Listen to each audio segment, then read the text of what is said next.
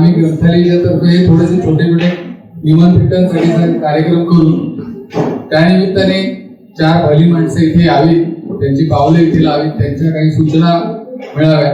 आणि क्रिकेट आपण सगळ्या भारतीयांचा आवडता खेळ. जसं मेन मॅचच्या आधी थोडे प्रॅक्टिस मॅच होतात, तशा या प्रॅक्टिस मॅच आहेत. पण प्रॅक्टिस मॅच आहे म्हणून कुठली मॅच आपण जिंकण्यासाठी खेळतो, प्रत्येक कार्यक्रम छान होण्यासाठी ग्रंथालयाचा प्रयत्न असतो. आणि आजचा हा कार्यक्रम आहे तो डॉक्टर आशुतोष कोतवालांसारखी जगविख्यात व्यक्ती इथे उपस्थित आहे. हे खरंच आमच्या दृष्टीने आनंदाची गोष्ट आहे. मंडळी, आता वातावरणामध्ये नुकताच एक स्फोट झाला, राजकीय स्फोट. आपण त्याबद्दल वाचत असतो सगळ्यांच्या सोशल मीडिया आणि सगळ्यांकडून कळत असतो. आणि आज ही मंडळी एका वेगळ्या खूप महत्वाच्या स्फोटाच्या संदर्भातली आहे. पृथ्वीचं उगम ज्या स्फोटामुळे झाला, तो स्फोट कसा झाला, किंवा इतक्या मूलभूत विषयाबद्दल संशोधन करणारे डॉक्टर आशुतोष कोतवाल. आणि अजून एक मला गमतीदार योगायोग असा वाटला की त्यांची मुलाखत घेणारी जी व्यक्ती आहे ती ज्या संस्थेचं चालतं बोलतं गती, ती संस्था आणि कोतवाल सरांचं वय हे जवळजवळ एकच आहे. कोतवाल सरांचा जन्म 20 डिसेंबर 65 आहे आणि मराठी विज्ञान परिषदेची स्थापना 24 एप्रिल 66 झाली. तर 85 मधली एक जगविख्यात व्यक्ती आणि 85च्या एक संस्था, त्या संस्थेचं व्यक्तिरूप असलेले अपान देशपांडे सर आज आशुतोष कोतवालांची गप्पा मारणार आहेत. मुलाखतीमध्ये अनेक गोष्टी उलगडणार असतात, त्यामुळे मी फार काही व्यक्ती परिचयामध्ये वेळ घालवत नाही. पण IIT एडिनबर्ग विद्यापीठ, युनिव्हर्सिटी ऑफ पेनिसिल्व्हानिया, हार्वर्ड विद्यापीठ, वॉर्टन बिझनेस स्कूल अशा जगविख्यात संस्थांमधून शिक्षण घेऊन मग खूप मूलभूत असं संशोधन करून आता स्वतः अमेरिकेतील ड्यूक विद्यापीठामध्ये शिकवणारे डॉक्टर आशुतोष कोतवाल यांना आज देशपांडे सर बोलतो करणार आहे. तत्पूर्वी ग्रंथालयाची एक थोडीशी माहिती, ग्रंथालयाच्या जवळबद्दल. आणि बरं, सुरेश सर हा औपचारिक कार्यक्रमच नाही, घरगुतीच आहे, त्यामुळे थोडंसं सुरेश सर इथे बोलतील. तर थेट कार्यक्रमाची औपचारिक भाषेत पुढे सूत्र मी देशपांडे सरांकडे देतो.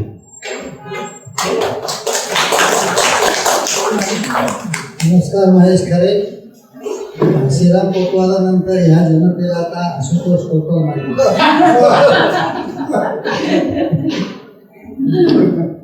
मराठी विज्ञान परिषद गेली 56 वर्ष वेगळ्या वेगळ्या कार्यक्रमामधून समाजाला माहीत झाली.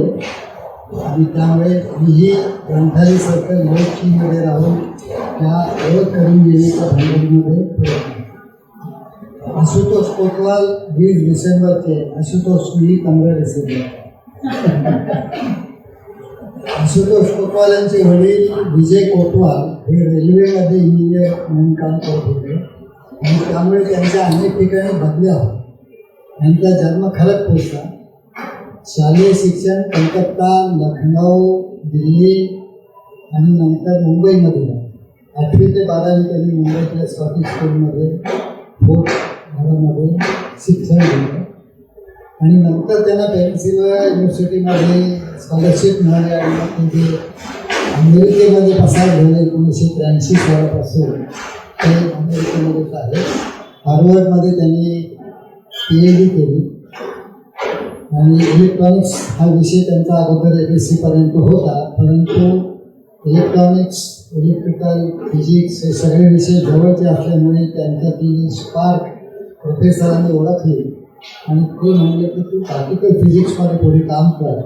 आणि त्याप्रमाणे पार्टिकल फिजिक्समध्ये त्यांची PhD आहे. आणि नंतर ते ड्यूक विद्यापीठामध्ये अध्यापन करू लागले. तिथंच फर्मी लॅब असल्यामुळे तिथंही ते काम करू लागले. आणि त्यानंतर मूलकण विज्ञान म्हणजे पार्टिकल फिजिक्स ही भौतिकीची एक उपशाखा.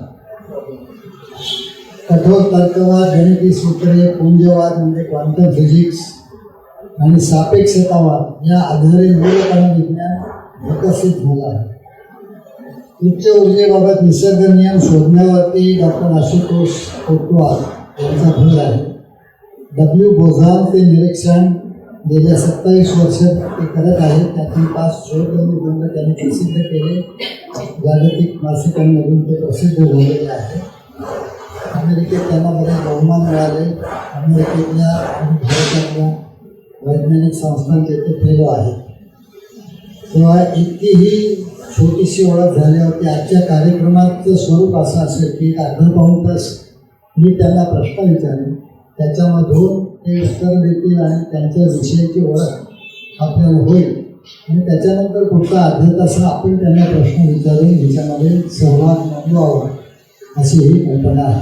आशुतोष कोतवालांचं एक भाग्य असं की त्यांच्या मातोश्री माणिक कोतवाल ह्या त्यांचं जे काही संशोधन आहे ते लोकांपर्यंत मराठी भाषेतून पोहोचवायला उपयोगी करतात आणि त्यांनी त्यांच्यावरती पुस्तक लिहिलं, पुत्र व्हावा ऐसा, राजवंश प्रकाशनाने. त्याच्या पुढचे शब्द तुम्हाला माहिती आहेत का? पुत्र व्हावा ऐसा दुल्ला, ज्याचा तीही गोष्टी घेतला. आणि आज या इथे उपस्थित असलेल्या लोकांना एक आनंदाची गोष्ट बातमी अशी आहे की ह्या पुस्तकाची प्रत आपल्याला मिळेल. त्यांनी एवढ्या प्रती इथं आणलेली आहे आणि त्याच्यावरून तुम्हाला आशुतोष कोतवालांचं एकूण चरित्र असं हे प्रसिद्ध होऊन मला वाटतं 7-8 वर्ष तरी झाले, 10 वर्ष झाले. पण तिथपर्यंतचं चरित्र तुम्हाला समजेल. त्याच्या पुढचा जो चढ आहे तो आत्ताच्या त्यांच्या बोलण्यात. आशुतोष हिग्स बोझॉन हा प्रकल्प काय आहे, त्याचे उद्देश काय आहे? बरं, हिग्स बोझॉन काय आहे? थोडी सुरुवात आता 100हून जास्त वर्ष झाली. जेव्हा पहिल्यांदा न्यूक्लिअर रेडिएशनचा शोध निघाला, बेटेरांनी रेडिओ ॲक्टिव्हिटीचा शोध काढला. त्याच्यानंतर काही वर्ष गेली आणि ॲटमचं स्ट्रक्चर कळायला लागलं की ॲटम बाहेर इलेक्ट्रॉन्स फिरतात, आतमध्ये प्रोटॉन आहे, आतमध्ये न्यूट्रॉन्स आहे, त्याचा एक छोटा कोर आहे आणि त्याच्या भोवती एकाने जागेमध्ये इलेक्ट्रॉन्स फिरतात. ही गोष्ट जेव्हा कळायला लागली तेव्हा त्याचं गणित मांडणं, न्यूटन्स लॉ किंवा त्या तोपर्यंत जे काय गणित मांडलेलं होतं, ज्यांनी फोर्सेस करत होते, न्यूटन्स लॉ, क्लासिकल मेकॅनिक्स आपण म्हणतो, आयफल टावर बांधून झाला होता. तर लोकांना असं वाटायचं की आता आपल्याला जग कळतं, एवढा मोठा आयफल टावर आपण बांधतो तो पडत नाही, म्हणजे आपल्याला जगाचे इक्वेशन्स कळले, ॲक्युरेटली मॅथमॅटिक्स करू शकतो. ते सगळं फसलं. त्या नियमाप्रमाणे जो ॲटमचं स्ट्रक्चर आता आपण शोधलं ते शक्य नाही, ते ॲटम तसा राहू शकत नाही. तेव्हा एक नवीन गणित सुरू झालं, जे क्वांटम मेकॅनिक्स आता आपण जे म्हणतो, तर तेव्हा सुरू झालं की अगदी छोट्या गोष्टींमध्ये आपण जेव्हा शोध लावतो तर तिथे न्यूटन्स लॉ वगैरे जसे लिहिल्या तशा गोष्टी चालत नाही, ते वेगळ्याच गणिताने चालतात. ते गणित जवळजवळ 100 वर्ष हळूहळू वाढत त्यांनी इलेक्ट्रॉनचा अर्थ कसा, म्हणजे इलेक्ट्रॉनचं गणित कसं लिहायचं ते एक्झॅक्ट व्हायला लागलं. त्याच्यामध्ये मग आइन्स्टाईन स्पेशल रिलेटिव्हिटी थिअरी काढली, मग ते कळायला लागलं की light, radiation, electromagnetic wave, radio हे कसं चालतं. हे सगळं गणित एकत्र येऊन एक स्टँडर्ड मॉडेल थिअरी, त्याच्यामध्ये हे सगळ्या गोष्टी एकत्र केलेल्या आहेत असं एक मोठं गणित तयार व्हायला लागलं 1950-60 वगैरे पर्यंत. मग जेव्हा हे डब्ल्यू बोझॉनचं पण एक फोर्स आहे, म्हणजे त्याला आपण वीक डिके म्हणतो, वीक इंटरॅक्शन असा फोर्स म्हणतो, तो प्रोटॉन आणि न्यूट्रॉनच्या आतमध्ये आहे. त्या वीक फोर्सला जेव्हा हे गणित लावायला लागले तर कळायला लागलं की तिथे ते चालत नाही, काहीतरी गडबड आहे. ती गडबड कशी आपण गणितामध्ये नीट करणार, त्याचे लोकांनी वेगवेगळे प्रयोग केले, पण ते प्रत्येक वेळेला कुठचं तरी नवीन गणित जेव्हा लोक लिहायला लागले त्याच्यामध्ये ते फसायला लागले. इकडे असं चालतं पण तिकडे जाऊन अडकतं. तेव्हा काही लोकांनी अशी एक आयडिया काढली की जर निसर्गामध्ये आणखीन एक पदार्थ असला, इलेक्ट्रॉन, प्रोटॉन हे सगळं व्यतिरिक्त, एक हिग्स असा एक, म्हणजे त्याचं नाव पडलं हिग्स, पण त्यांनी काहीतरी गणित लिहिलं. त्याच्यावरचा एक पेपर होता तो पीटर हिग्स लिहिला आणि असे हिस्टॉरिकल ऍक्सिडेंट जातील, एका कुठच्या तरी वैज्ञानिक त्याचं नाव त्याच्याशी जोडलं जातं. पण बऱ्याच 4-5 लोकांनी ते पेपर लिहिले, 63, 64, 65. तर तो जो पदार्थ आहे त्याला बरोबर असं त्यांनी ते गणितात मांडलं की त्याच्यामुळे आधीचं चालणारं गणित आणि हिग्सचं गणित एकत्र केलं तर स्टँडर्ड मॉडेल थिअरी परत चालायला लागते. आणि त्याच्यामध्ये जी गडबड होती ती गडबड अशी की तुम्हाला मॅटरचा अर्थ कळतो, फोर्सचा अर्थ कळतो, पण ह्या सगळ्या जे मूलकण आहेत इलेक्ट्रॉन सारखे त्यांना काय म्हणतात मास वस्तुमान मास म्हणतात म्हणजे इलेक्ट्रॉनचा मास ऑब्विसली आहे. ही गोष्ट त्या गणितात बसत नव्हती जी आधी ती हिग्स घातलेली ती बसायला लागली. म्हणजे पार्टिकल फिजिक्स मध्ये सगळ्या पार्टिकल्सना मास कसं होतं त्याच्यामुळे ती थिअरी परत बरोबर होते हे त्या हिग्स पदार्थांनी अकॉमोडेट केलं. ते मग जोडून मोठं गणित केलं त्याच्यामध्ये ते बसायला लागलं. मग लोकांनी बरेच प्रयोग केले की ह्याच्याऐवजी दुसरं काहीतरी गणित मांडलं तर चालेल का वगैरे असं तसं. पण हळूहळू प्रयोगातून कळायला लागलं की हिग्सचं गणित जास्तीत जास्त बरोबर वाटायला लागलं. आता त्या गणितातून एक प्रिडिक्शन निघाला. तर मॅथमॅटिक्सचं नेहमी प्रिडिक्शन असतं की जर हे खरं तर ते पण खरं म्हणजे प्रत्येक गोष्टीला लॉजिक असतं. तर ती दुसरी गोष्ट जी खरी होणार की त्याच्यामध्ये आणखीन एक पार्टिकल हिग्स बोझॉन म्हणून असायला पाहिजे. जर हिग्स असा पदार्थ आहे तर हिग्स बोझॉन पण असायला पाहिजे. तर हे 1970s मध्ये मग लोक म्हणाले पण हे जर गणित बरोबर आहे आणि बाकी सगळं जर बसतं तर आपल्याला हिग्स बोझॉनचा शोध करायला पाहिजे. तेव्हापासून हिग्स बोझॉनचा शोध सुरू झाला. तर 50 वर्ष लागली आणि म्हणून त्याचं नाव पण जे पडलं त्याची आपण गोष्ट बोललो. सो हळूहळू करत ते शेवटी हिग्स बोझॉनचा शोध निघाला. म्हणजे 2012 मध्ये जेव्हा तो हिग्स बोझॉन मिळाला तेव्हा ते जवळजवळ 70-80 वर्ष जुनं ते गणित होतं ते हळूहळू जोडत ते शेवटी अगदी 10 वर्ष बरोबर आहे असं आपल्याला वाटायला लागलं. आता ही जी गोष्ट आपण पुढे बोलू त्याच्यामध्ये परत असं वाटतं की एखाद्या गणितामध्ये नवीन काहीतरी चूक आहे म्हणून आता आपण नेक्स्ट ॲडव्हेंचर सुरू होतं असं वाटतं. पण हिग्स बोझॉनचे ॲडव्हेंचर संपले इन अ वे. आज इतकं चांगलं इंटिरियर डेकोरेशन केलेल्या जागेमध्ये चाफेच्या फुलाच्या वासात आपण जमलेलो आहोत आणि आशुतोष गेले 27 वर्ष याच्यात काम करत आहेत. तर ती 25 वर्ष त्यांना साथ देणार आहे अश्विनी कोतवाल या ठिकाणी उपस्थित आहेत.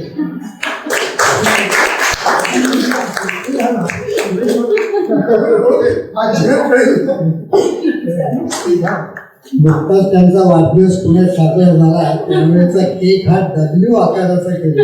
डब्ल्यू बोला आशुतोष हे मानायला तयार नाही. ते म्हणले डब्ल्यू उलटा बघितलं की एम जाणवतो ते माझ्या आईचं नाव आहे मानत.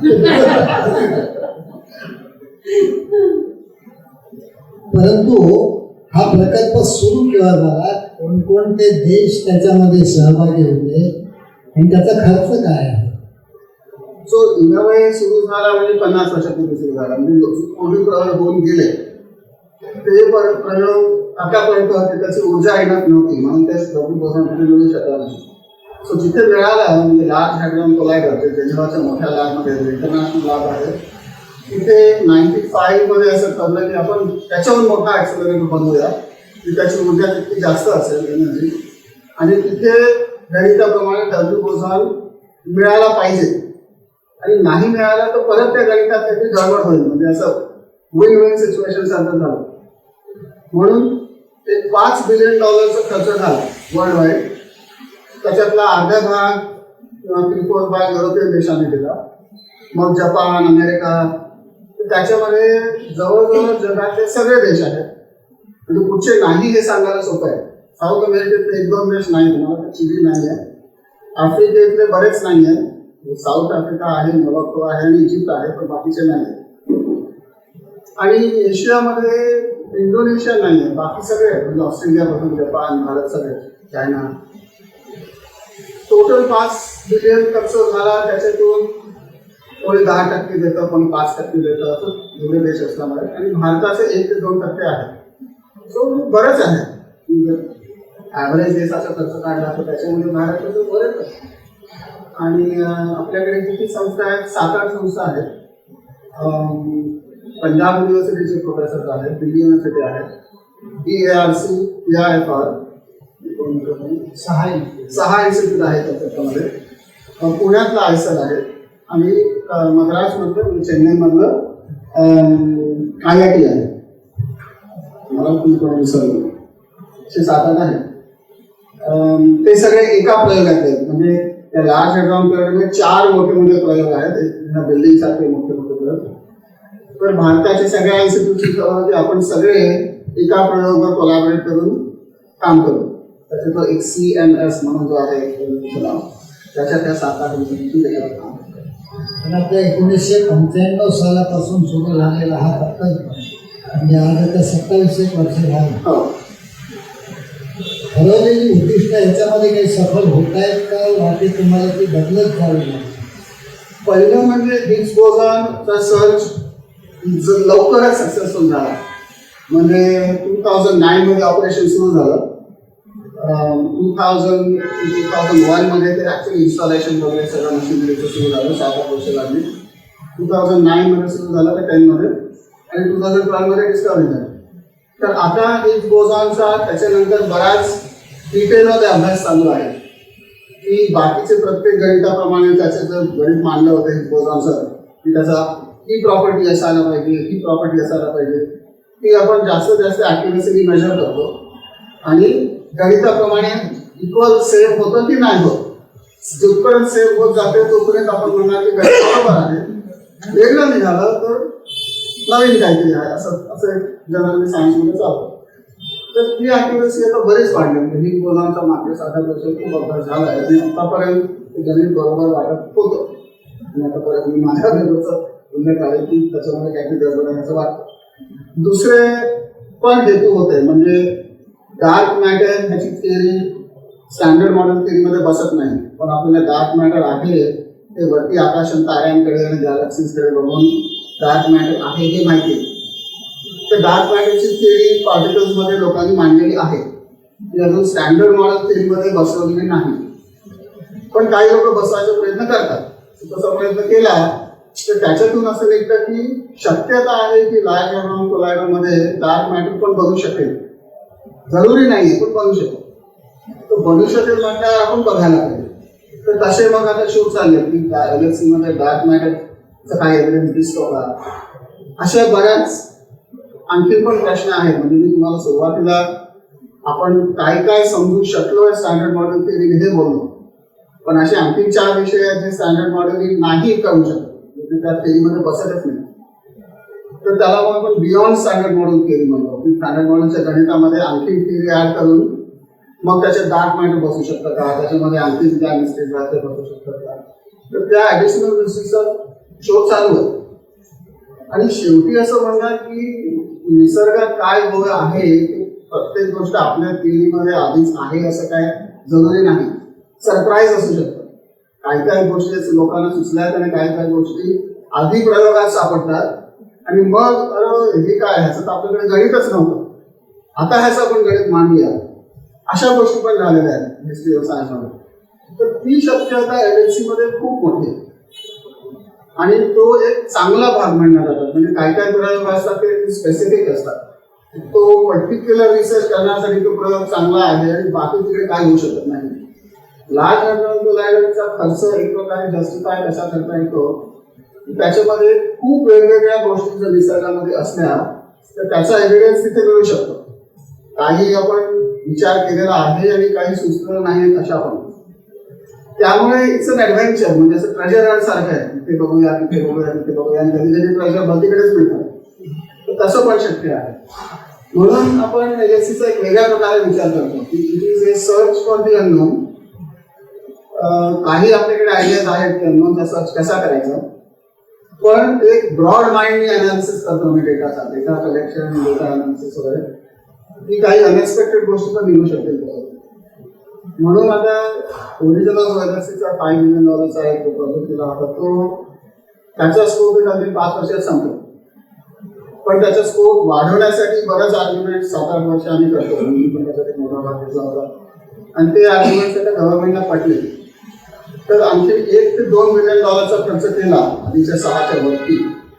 तर LHCचा डिस्कव्हरी पोटेन्शियल म्हणतात. म्हणजे आणखी किती नवीन गोष्टी असू शकतील आणि त्याच्यातल्या कुठच्या लार्ज हॅड्रॉन कोलायडरमध्ये दिसू शकतील असा एक अंदाज जर काढला तर त्या अंदाजाने 6 वर आणखी 2 खर्च जस्टिफाईड आहे असा एक तर्क निघाला. आणि आम्ही बरेच वर्ष मीटिंग्स करून आणि डिस्कशन करून वर्कशॉप करून असं ते पटलं. तर तो प्रोजेक्ट अप्रूव्ह झाला. आता त्याची टेक्नॉलॉजी डेव्हलपमेंट त्याचं इन्स्ट्रुमेंटेशन तयार करणं वगैरेचं काम चालू आहे. तर ते 2028 पर्यंत संपेल, म्हणजे अपग्रेडेड LHC असं आपण जे म्हणतो त्याचं ऑपरेशन 28 मध्ये सुरू होईल, म्हणजे 15 वर्ष चालेल. तर काय होतं बघू पुढच्या 20 वर्षामध्ये आणखी काय करणार होतं. मुख्य उद्दिष्ट गाठत असताना इंटरनेट गाठून झालेलाच आहे. वाटेमध्ये तुम्हाला आणखीन काही नवीन गोष्टी सापडल्या का? आत्तापर्यंत नाही झालं. तर काही लोक थोडेसे असं उत्सुकताने अरे LHCला हीच मिळाल्यानंतर 10 वर्ष झाली, आता नेक्स्ट डिस्कवरी कधी होणार, हा जरा विचित्र प्रश्न आहे आमच्यासाठी करायला. कारण निसर्गामध्ये काय आहे ते तुम्हाला कधी कळेल हा प्रश्न जरा विचित्र आहे. कारण निसर्ग आमच्या कंट्रोलमध्ये नाही आहे. निसर्ग ज्यांनी बनवलाय त्यांनी बनवलाय आणि आम्ही शोधतो.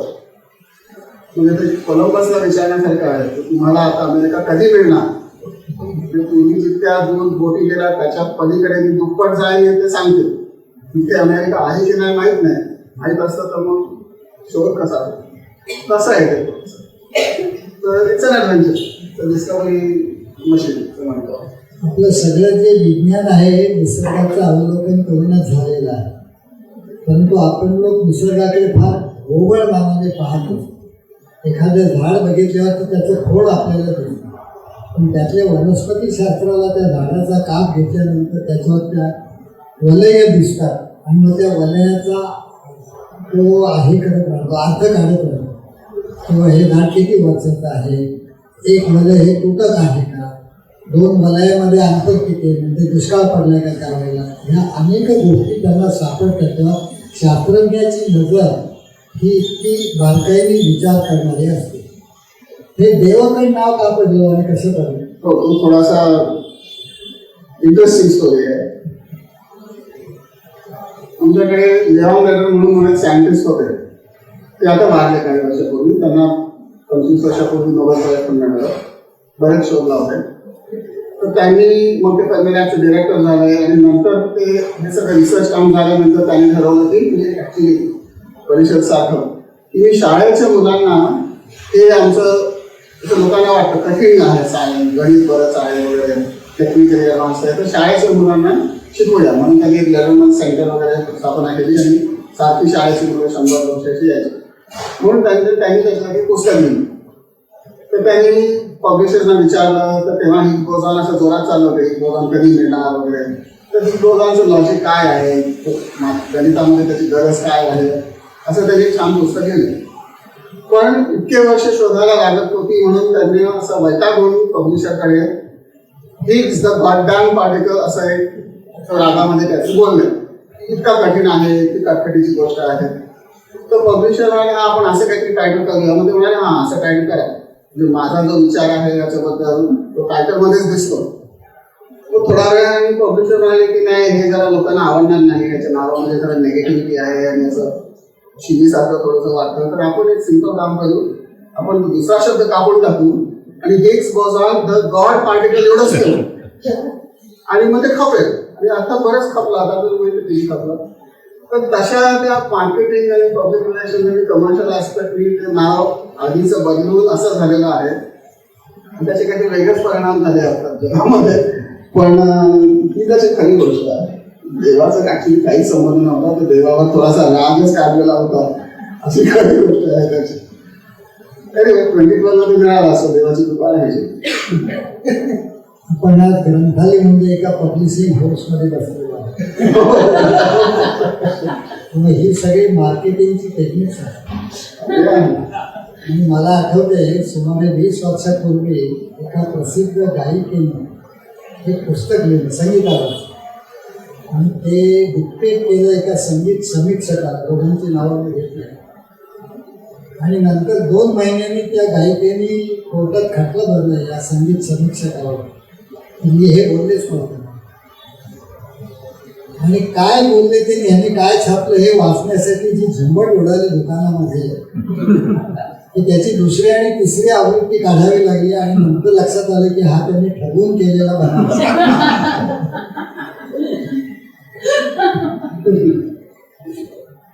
तुम्ही हे जे काम करता हे जिनिव्हामध्ये जाऊन करता का अमेरिकेत बसून करता आणि ते तुमचं काम हे सैद्धांतिक थिओरिटिकल आहे का एक्सपेरिमेंटल? माझं एक्सपेरिमेंटल आहे.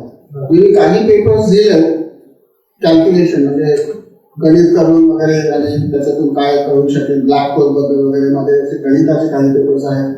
पण 95% एक्सपेरिमेंटल काम आहे. इन्स्ट्रुमेंटेशन करायचं, इन्स्ट्रुमेंटेशनचं ऑपरेशन बघायचं, इन्स्ट्रुमेंटेशन पुढच्या जनरेशनचं कसं डिझाईन होणार म्हणजे जे मार्केटवर मिळत नाही पण आम्हाला गरज होणार. कधी कधी स्पीड फार जास्त लागते, कधी कधी लो नॉईज लागतो म्हणजे त्या ॲम्प्लिफायरमध्ये वगैरे नॉईज म्हणतात म्हणजे एरर वगैरे असं म्हणतात ते अगदी कमी पाहिजे ते कधी कधी मार्केटवर नसतं. तर ते अजूनही माझं चाललंय ते पण नंतर करू. आणि नंतर मग ते सगळे इन्स्ट्रुमेंटेशन चालल्यानंतर जो डेटा येतो त्या डेटाचं अनालिसिस करून त्याच्यातून जे काही आपल्याला काढायचं आहे त्याचा अनालिसिस अगदी केअरफुली करून तो शेवटी पब्लिश करायचा. हे सगळं माझं एक्सपर्टीज ह्या बाजूला, गणिताच्या बाजूला थोडा आहे पण जास्त ह्या बाजूला. तुम्ही जिनेवात जाता की नाही? वर्षातून 1 महिना टोटल इतकं पुरतं.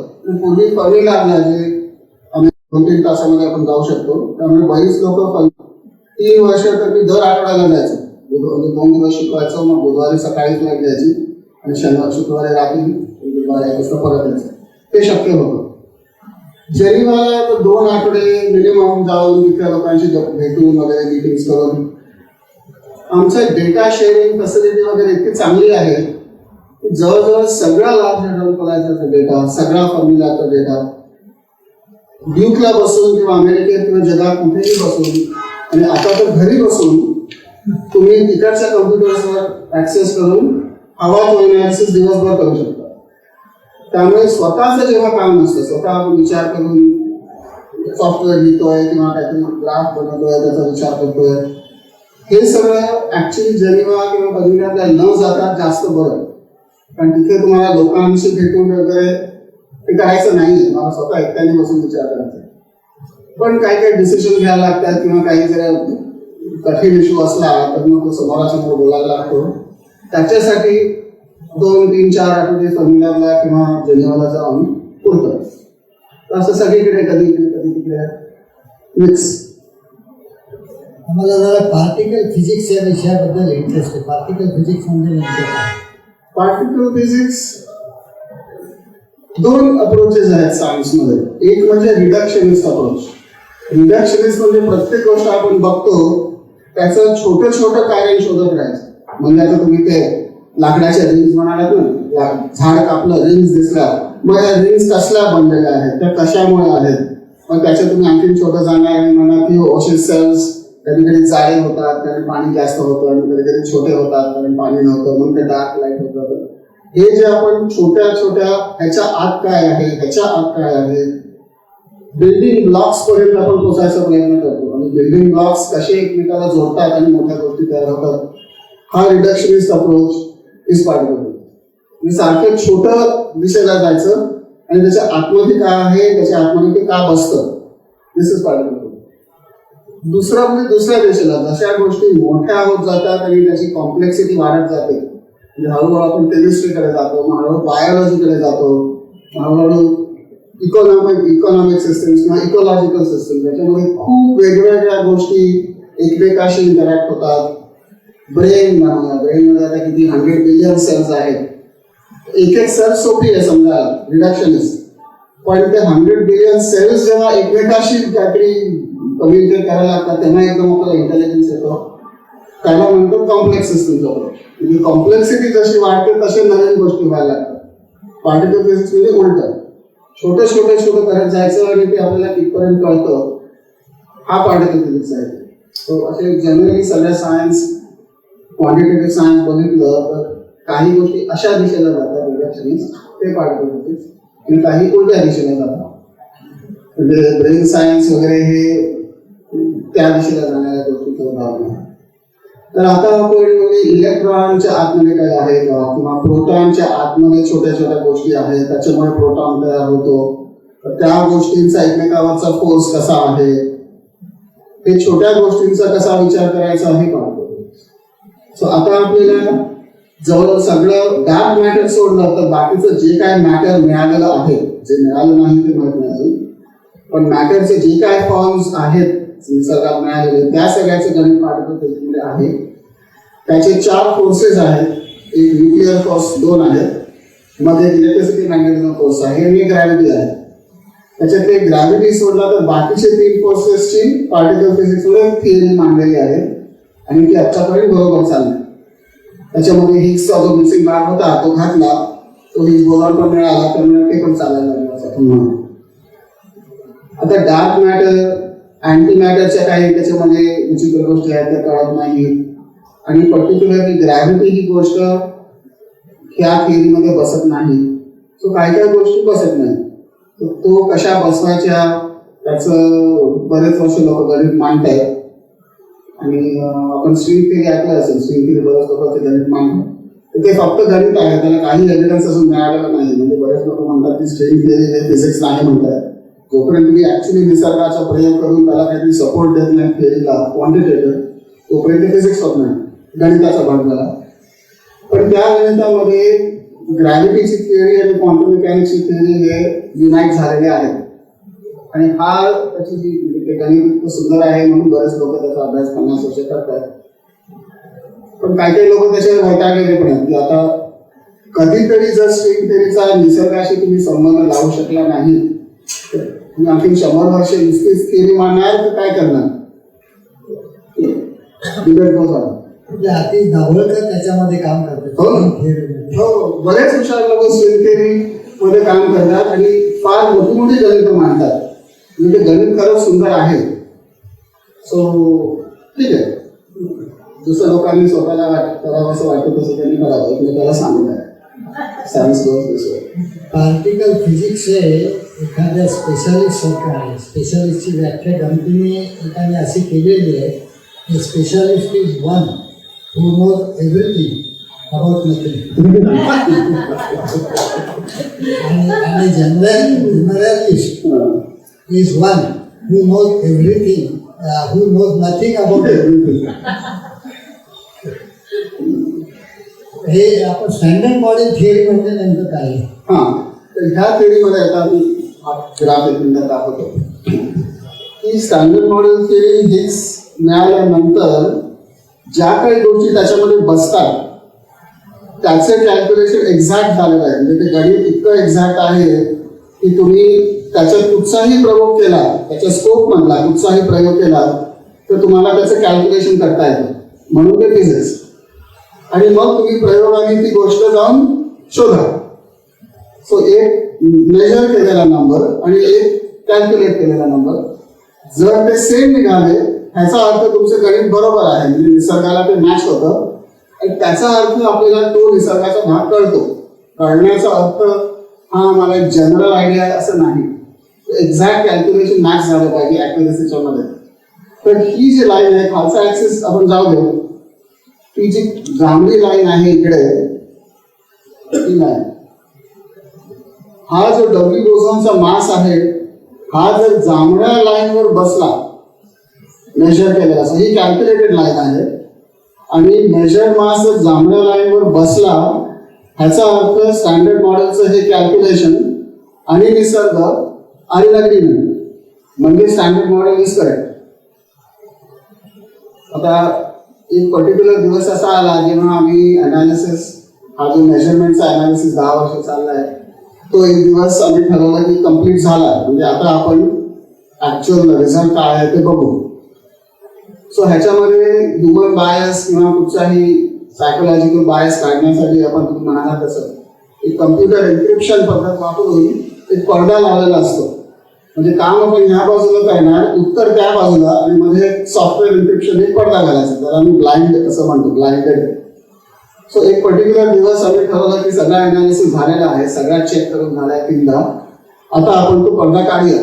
नोव्हेंबर 20ला तर आम्ही सगळे बसलो, माझ्याकडे एन्क्रिप्शन सॉफ्टवेअर माझं होतं, तर त्या दिवशी काढलं आणि ह्या ग्राफवर आणि सॉफ्टवेअरने जी काय रिझल्ट येत होता तो दाखवला आणि मेजर व्हॅल्यू इकडे आली, कॅल्क्युलेटेड लाईन इथे आहे आणि सगळेच लोक 2 सेकंदात थक्क झाले बघून की ही मेजर व्हॅल्यू आणि ही कॅल्क्युलेटेड व्हॅल्यू इकडे एकत्र नाही आहे.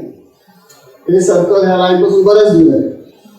आणि याला जे स्टॅटिस्टिक्सने आपण म्हणतो की किती दूर, त्याचं क्वांटिफिकेशन नाही आहे. म्हणजे स्टॅटिस्टिक्सचा अर्थच तो आहे की कुठची गोष्ट जी घडते त्याची इथे आहे का इथे आहे का इथे याची प्रॉबिलिटी कॅल्क्युलेट करायची.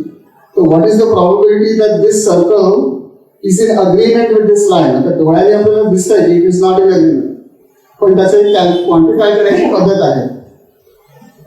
ते क्वांटिफिकेशन एका सर्टन प्रॉबिलिटी, त्याला पाय सिग्मा म्हणतात, त्याच्यावरून दूर गेलं तर जनरली आमच्या फील्डमध्ये त्याला डिस्कवरी थ्रेशोल्ड पास झाला, म्हणजे हे काहीतरी नवीन घडलंय असं आम्ही म्हणतो. सो 7 सिग्माचा खरा फरक आहे आणि 5 सिग्माला थ्रेशोल्ड आहे. म्हणजे आम्ही सगळे 20 सेकंद डोक्यात इमिजिएटली बघून काहीतरी मोठं आपल्याला आत्ता घडलंय, पहिल्यांदा दिसलं की कोणाला जगात माहीत नाही पण आपल्याला आज दिसलंय, असे सगळे प्रोफाउंड विचार करत 20 सेकंद गप्प बसून विचार करत होतो. मग कोणतरी म्हणाला चला आता आपण पुढे काय करणार, आता आपण हे पेपरमध्ये घालायला पाहिजे, ही फिगर कशी पब्लिश करायची वगैरे. सो आम्ही अर्थात तुम्ही बघा त्या पेपरमध्ये पहिली फिगर ही घातली की आम्हाला त्या दिवशी पहिली दिसली की सगळ्यांना आता कशी दाखवायची आणि त्यांना तोच इम्पॅक्ट पण आहे जो आमच्यावर झाला, तोच इम्पॅक्ट सगळ्यांना होतो. म्हणून पेपर निघाल्यानंतर 2 आठवड्यामध्ये त्याला 850 मीडिया मेन्शन्स मिळाले.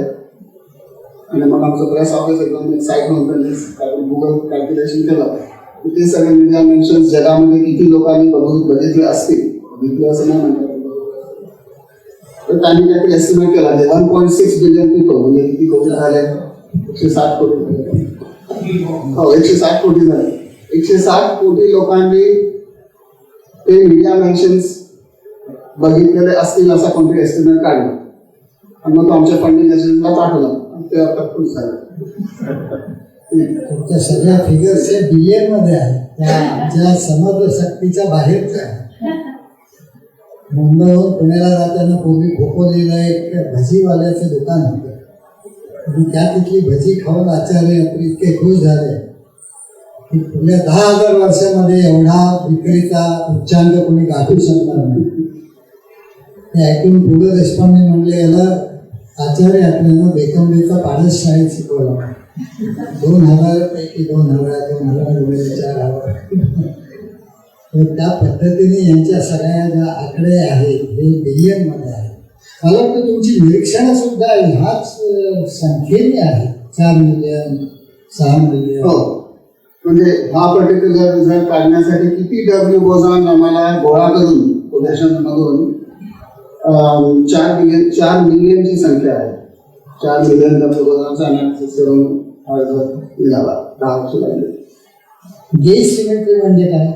गेज सिमेट्री म्हणजे आणखी एक गणिताचाच प्रकार आहे आणि ते गणित असं आहे की त्यांनी आपण फोर्स, कुठची गोष्ट जेव्हा आपण फोर्स म्हणतो म्हणजे एका गोष्टीचा दुसऱ्या गोष्टीवर प्रभाव होतो, खेचलं जातं, ढकललं जातं फोर्स.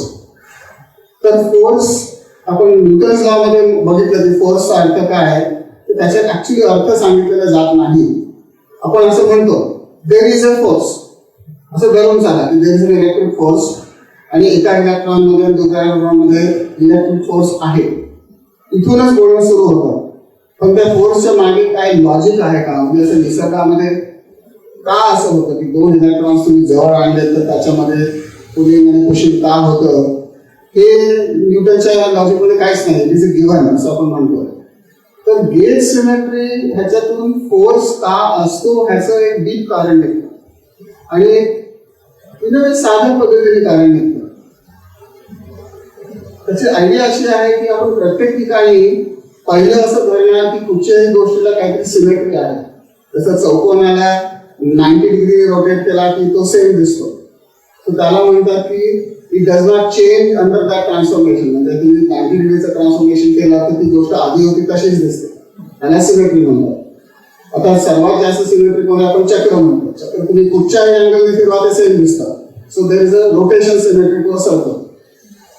सो आता थिअरीमध्ये आपण असे पॉस्ट्युलेट करायचा की सगळे पार्टिकल्स जे आहेत ते असे रोटेट केलं तर त्यांचं काही बदलत नाही, अशी एक सिमेट्री घालायची गणितामध्ये. So that is called gauge symmetry. तर त्यांनी फोर्स कसा निघेल. बरं ठीक आहे, आता प्रत्येक पार्टी सर्कल आहे असं धरूया आणि तो फिरवला तर तो बदलत नाही, हा ऑब्विस आहे, ठीक आहे. सो आता आपण एक पाईप इमॅजिन करू. एका बाजूला एक सर्कल आणि दुसऱ्या बाजूला दुसरं सर्कल. सो आता आपण म्हणूया की आपण पाईप असा फिरवला तर त्याचा सर्क्युलर क्रॉस सेक्शन आहे तर तो बदलत नाही, तसाच दिसतो, फाईन. दुसऱ्या बाजूला आपण असा फिरवला तर काहीच बदलत नाही, fine. So symmetry is there. आता आपण आणखी एक नवीन सिद्धांत घालूया की तुम्ही एक कोणतरी ह्या बाजूने असं फिरवलं आणि दुसऱ्या बाजूने त्या बाजूला उलटं फिरवलं तर आता हे दोन चक्र दोन दिशेने फिरतात. हे चक्र बदलत नाही, ते चक्र बदलत नाही. So everything is fine. पण मध्ये टॉर्शन फोर्स तयार होणार. सो आता काय करायचं तर त्या गणितामध्ये मांडायचं की दोन्ही चक्र फिरवायच्या परवानगी तुमच्याकडे आहे असं निसर्ग देवानी बनवलं. तुम्ही हे चक्र हवे तर फिरवा आणि हे चक्र हवे तर फिरवा आणि तरी तो पाईप बदलणार नाही. ह्याचा अर्थ तुम्हाला ऑटोमॅटिकली त्या पाईपमध्ये टॉर्शन फोर्स यायला पाहिजेच. म्हणजे आधीच्या गणितामध्ये नसला तरी तो ऑटोमॅटिकली गणितातून टॉर्शन फोर्स बाहेर येतो.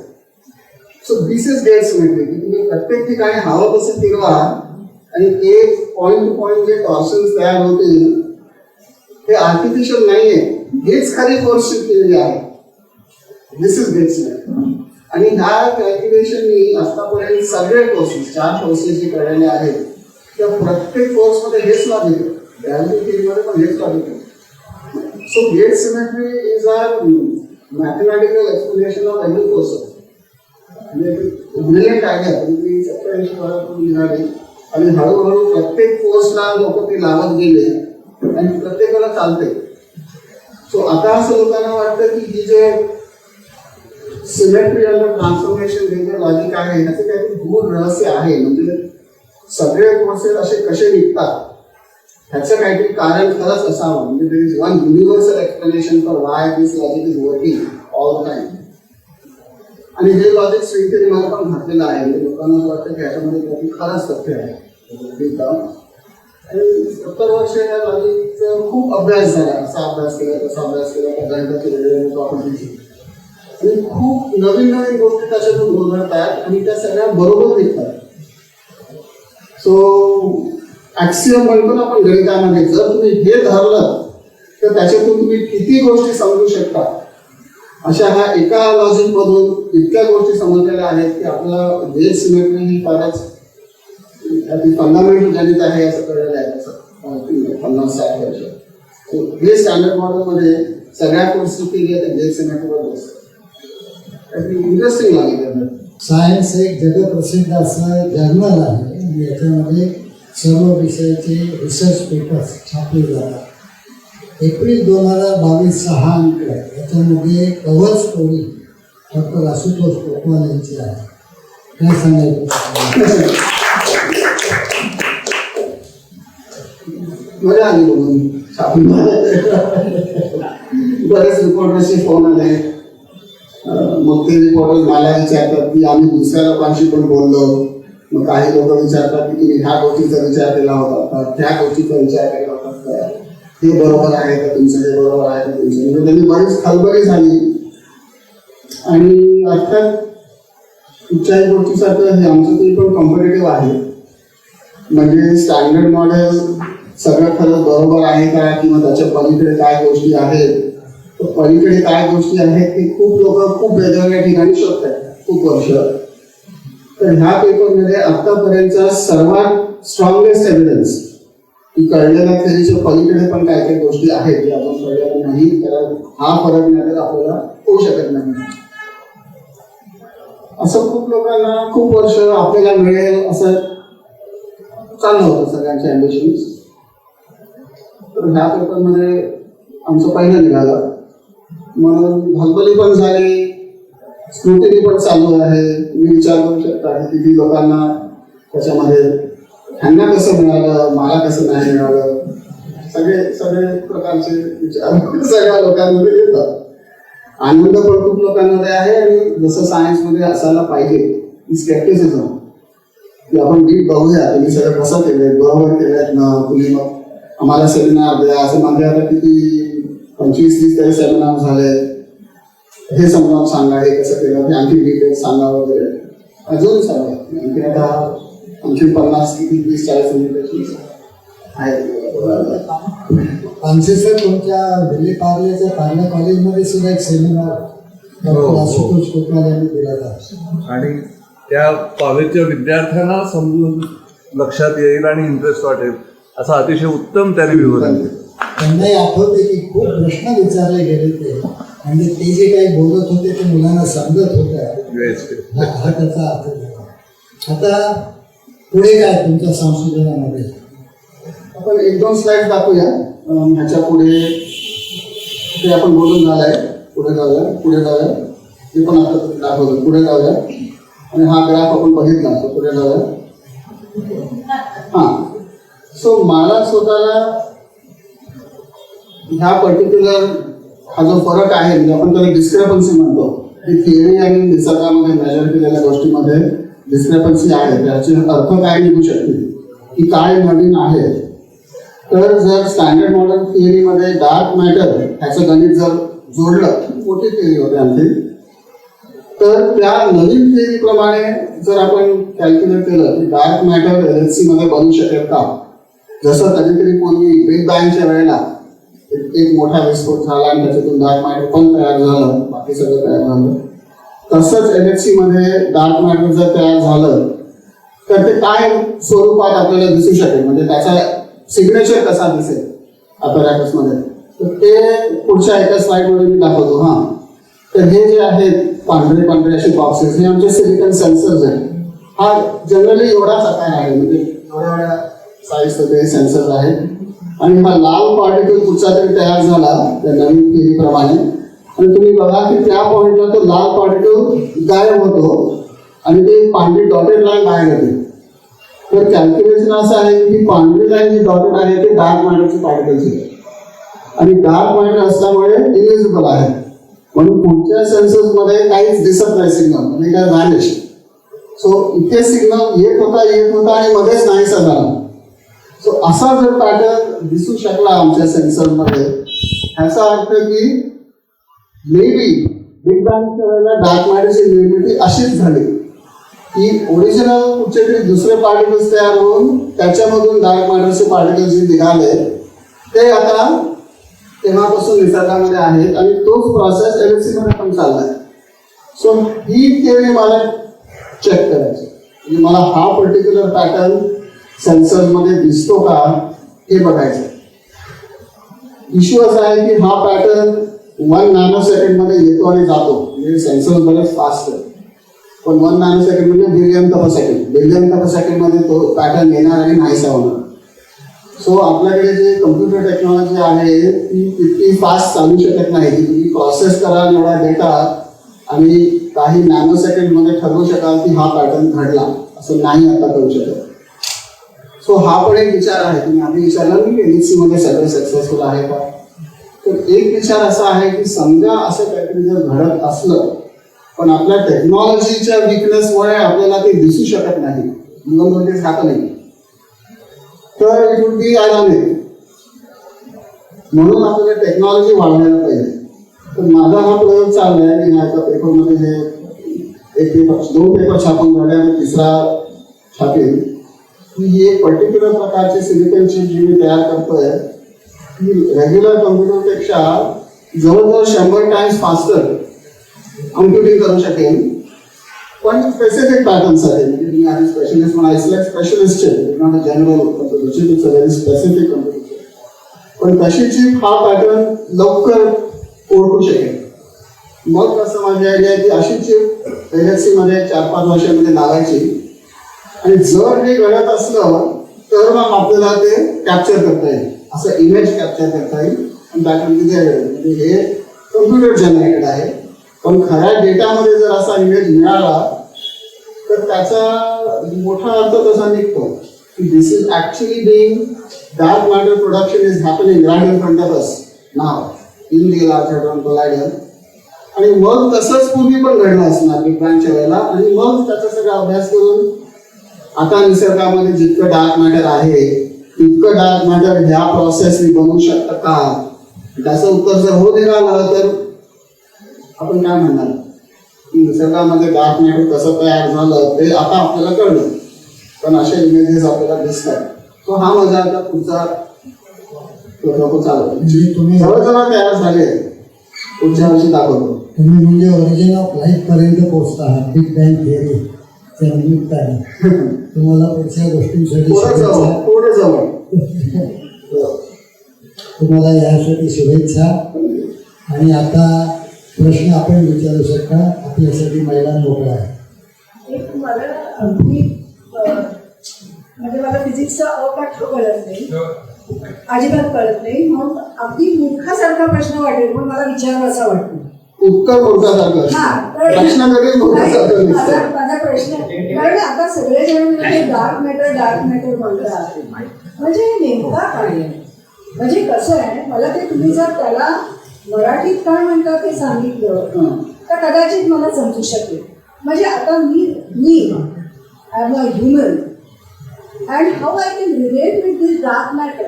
म्हणजे काय, आता ते बिग बँग झालं, त्याचं डार्क मॅटर निघालं, आता तुम्ही डार्क मॅटर म्हणजे काय आणि माझा व्यक्ती म्हणून त्या डार्क मॅटरशी रिलेशन काय?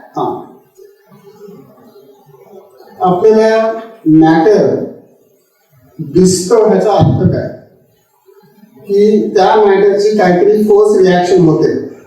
म्हणजे आपण लाईट म्हणतो, लाईट म्हणजे तो इलेक्ट्रॉनवर तो लाईट आपटतो, त्या इलेक्ट्रॉनवर तो लाईट रिफ्लेक्ट होतो, तो आपल्या डोळ्यात जातो, त्या डोळ्यामध्ये परत कुठेतरी सेन्सर्स आहेत, इलेक्ट्रिकल केमिकल सेन्सर्स आहेत, त्याच्यामध्ये त्या लाईटची परत रिॲक्शन होते, दुसरा एक सिग्नल ब्रेनमध्ये जातो आणि शेवटी आपण म्हणतो की आपल्याला ती गोष्ट दिसली. सो दिसण्याचा अर्थ की त्या गोष्टीमध्ये आणि आपल्या डोळ्याच्या सेन्सरमध्ये किंवा कुठच्याही सेन्सरमध्ये काहीतरी इंटरॅक्शन होते, काहीतरी फोर्स होतो. डार्क मॅटर त्याला डार्क का म्हणतात की त्याला आतापर्यंत आपल्याला 3 जे फोर्सेस माहिती आहेत, न्यूक्लिअर फोर्स आणि इलेक्ट्रिक फोर्स, मॅग्नेटिक फोर्स, हे कुठचेच फोर्सेस त्या पर्टिक्युलर टाईप ऑफ मॅटरशी इंटरॅक्ट होत नाही. आता तुम्ही निगेटिव्ह थिअरी सांगा, पण पॉझिटिव्ह थिअरी सांगा. मग ते डार्क मॅटर आहे हे तरी कशावरनं? त्याचा फक्त 1/4 जो फोर्स आहे ग्रॅव्हिटी, ग्रॅव्हिटी फोर्स प्रत्येक गोष्टीवर ऍक्ट होतो. सो डार्क मॅटरचा ग्रॅव्हिटी फोर्स आहे पण दुसरा कुठचाच नाही. Therefore, by every other logic it is dark, but by gravitational interaction it is visible. Okay, म्हणजे कसा डार्क मॅटरचा शोध लागला की visible or you can feel it. It is perceived or it is felt or it is visible. ते जे शब्द आहेत ना, व्हॉट डज फिलिंग मीन, हा प्रश्न आपण विचार करूया. What does filling mean? Perception. तर तुम्हाला पृथ्वीवरून फोर्स मिळतो आणि तुम्हाला वजन आहे माझं असं वाटतं, ते तुम्ही परसेप्शन म्हणाल का फिलिंग म्हणाल तर काय म्हणाल? आता फोर्स वाटतो की फीलिंग? I feel it. आता तुम्हाला मी 2 मॅग्नेट दिले आणि एक मॅग्नेट दुसऱ्याला खेचायला लागलं, तुम्ही एक हातात एक धरलं आणि दुसऱ्या हातात दुसरं धरलं, तर ते एक मॅग्नेट दुसऱ्याला खेचतंय.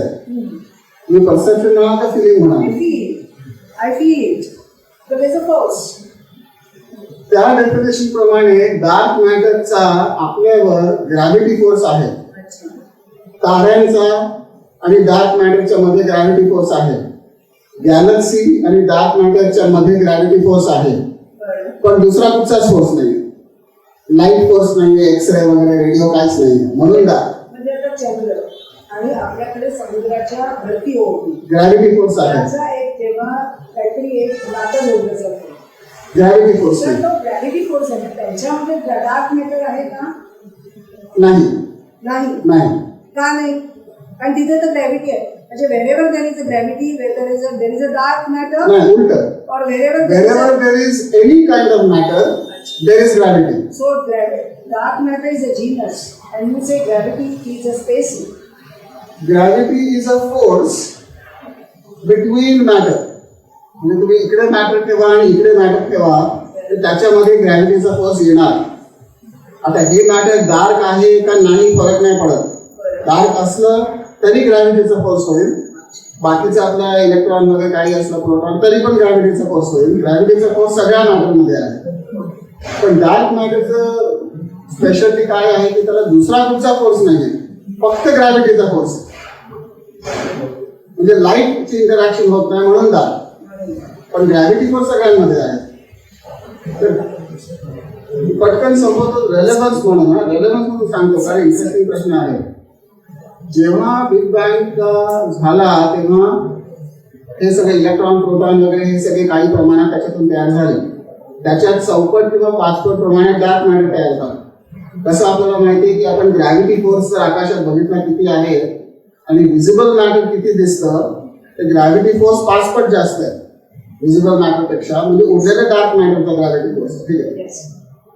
बिग बँगच्या वेळेला डार्क मॅटर जे तयार झालं त्याचा ग्रॅव्हिटी फोर्स एकमेकावर होता. त्याच्यामुळे ते डार्क मॅटर एकमेकाच्या जवळ यायला लागले म्हणून तिथे कॉन्सन्ट्रेशन वाढलं डार्क मॅटरचं. त्या कॉन्सन्ट्रेशनमुळे ते विजिबल मॅटर त्यांनी ओढून घेतलं म्हणून जे गॅलेक्सीज तयार झाल्या त्या डार्क मॅटरच्या अट्रॅक्शनमुळे गॅलेक्सीज तयार झाल्या. तर कॅल्क्युलेट जर असं केलं की डार्क मॅटर नसतं आणि त्यामुळे त्याचा ग्रॅव्हिटी फोर्स नसता तर फक्त विजिबल मॅटरच्या ग्रॅव्हिटी फोर्सनी गॅलेक्सीज तयार झाल्या असत्या का? उत्तर is no. So without dark matter we would never have formed the galaxies. Therefore no stars and no planets and therefore no you and me. म्हणजे आपण बरेच कारण आहेत पण डार्क मॅटरचे existence is crucial for the existence of galaxies and therefore the stars and therefore planets and therefore us. So we should all thank the dark matter for being there even though we don't know what it is. But that the gravity force was crucial for us. आईन्स्टाईनने त्याचं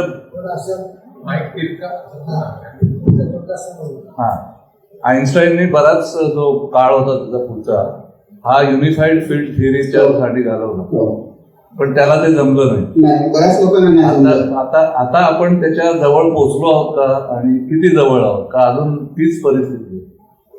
त्याचा एक successful गणित आहे जे बऱ्याच लोकांना successful आहे असं म्हणतात म्हणजे स्ट्रिंग थिअरी. सो स्ट्रिंग थिअरीचं इतक्या लोकांना इतकं आकर्षण का आहे जरी त्याचा एक्सपेरिमेंटल प्रूफ 0 की ते युनिफिकेशन स्ट्रिंग थिअरीमध्ये नीट होतं. सो आपण क्वांटम मेकॅनिक्स बाकीचे फोर्सेस आणि ग्रॅव्हिटी एकत्र युनिफाय करून एक थिअरी बनवली अशी तुमची थिअरी आहे का हा तुमचा जर प्रश्न मी आहे असं धरलं तर string theory is the answer. पण ती बरोबर आहे की नाही ते माहित नाही.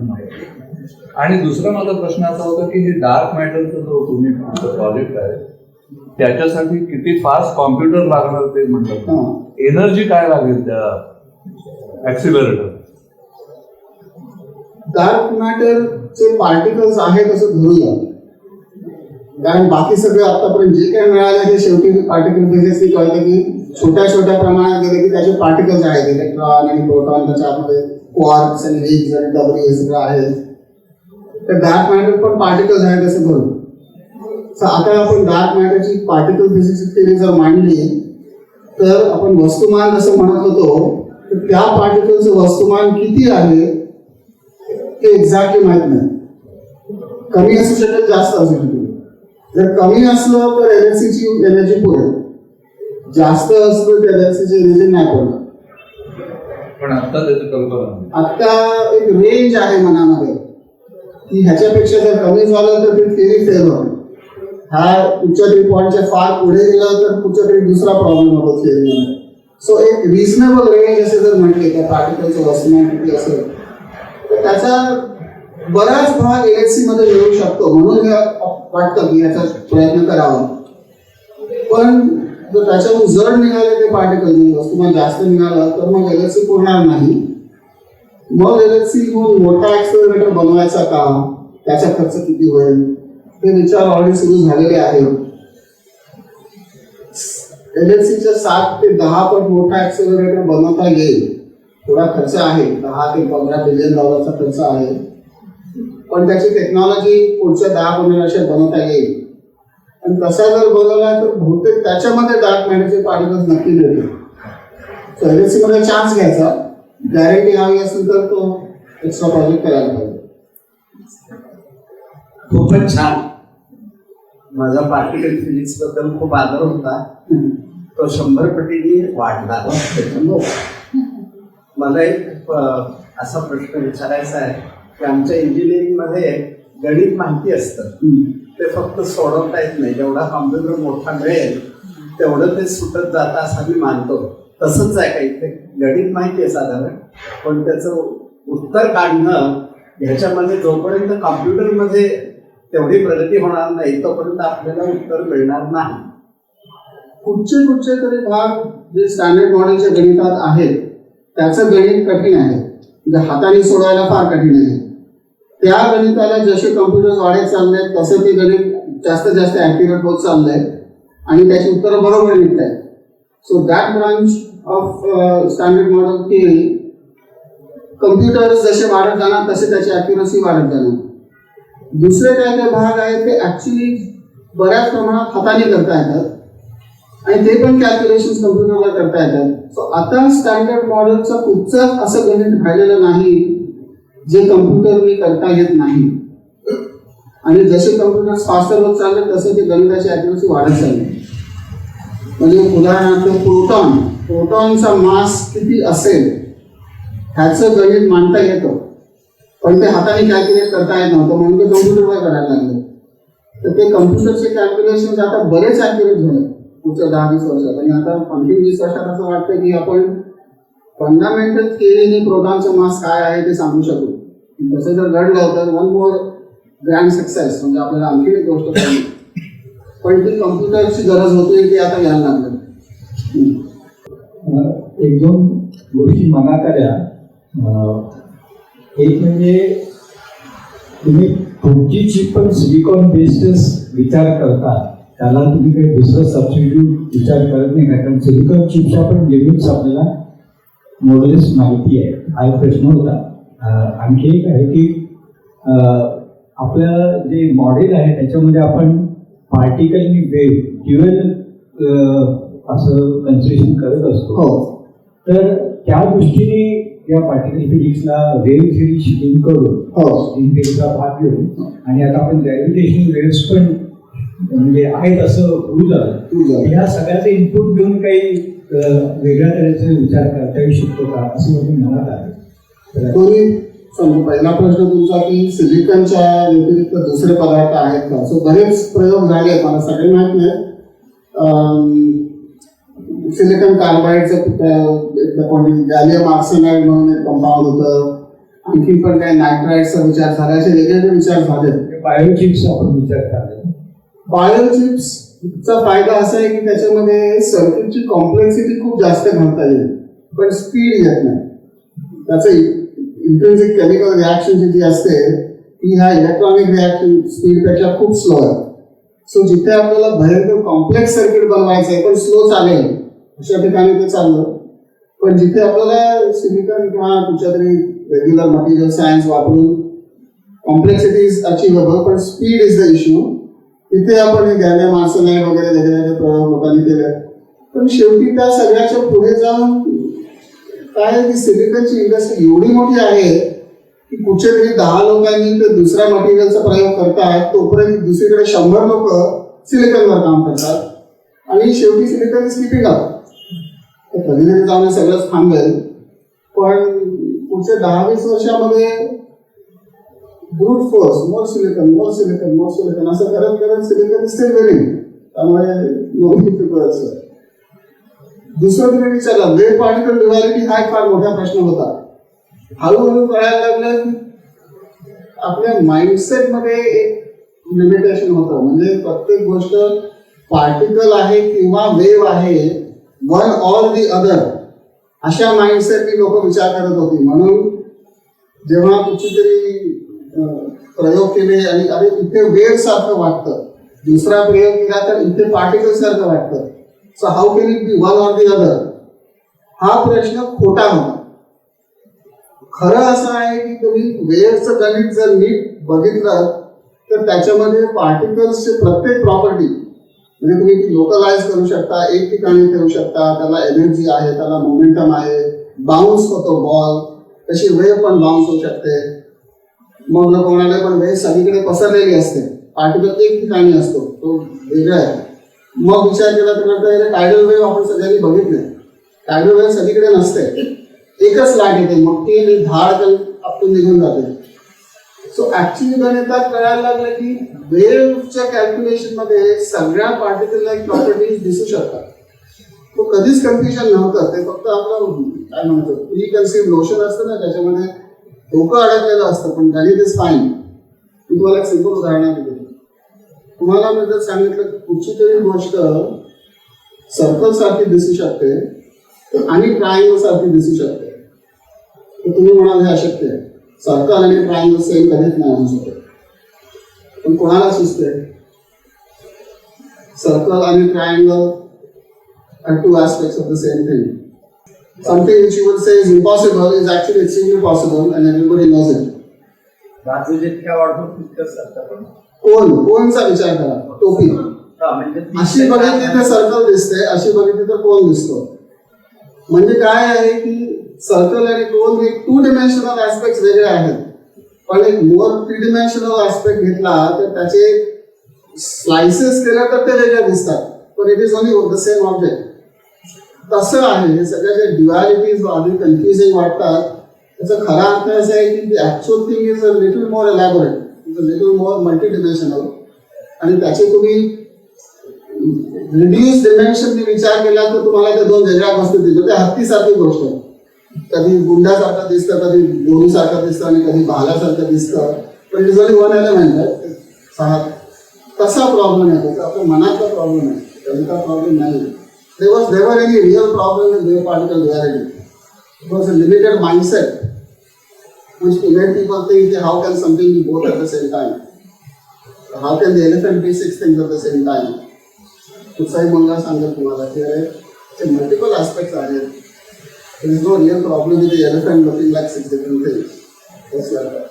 A wave can look like a particle very easily.